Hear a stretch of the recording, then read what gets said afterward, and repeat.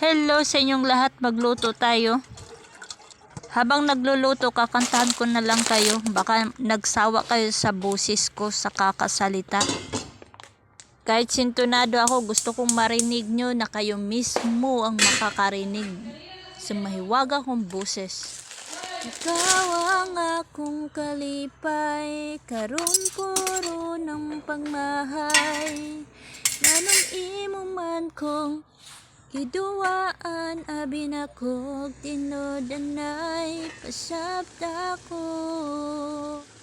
101.9, huwag mo sabihin radyo, sabihin mo Energy FM.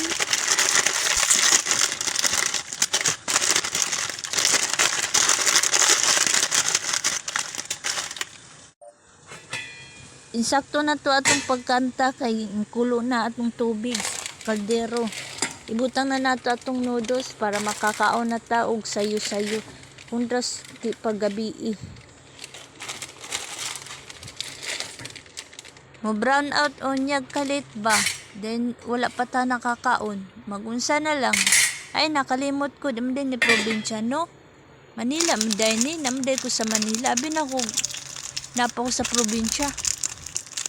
Sa probinsya kay mo brown out kay suga-suga man usahay pod kandila. Then mag Petromac. Shout out diha sa mga Bisaya di ay sa pamansalan. Sa mga followers ko dyan, taga Mindanao dahil ko. Maong nagbisaya ako. Mga Bisaya bitaw. Kita bitaw mga Bisaya kay usay kalog, usahay mahinhin. Di wadyo ta kasabot no.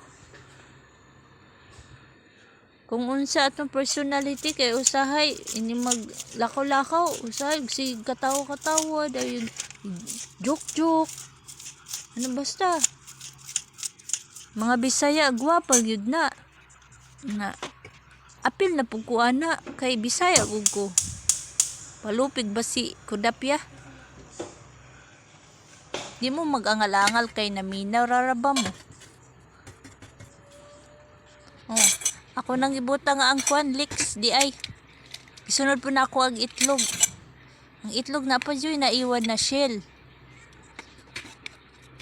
Lahi man diri sa Manila kaysa Mindanao. Ang Mindanao kay ang ibon, langgam pareho lang.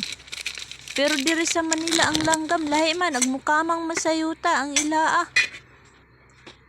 Sa Bisaya, pati sugtoy, pareho lang. Pero diri sa Manila, lahi-lahi man. Maaksyon, matagka-ignorante ana. Subscribe na kayo.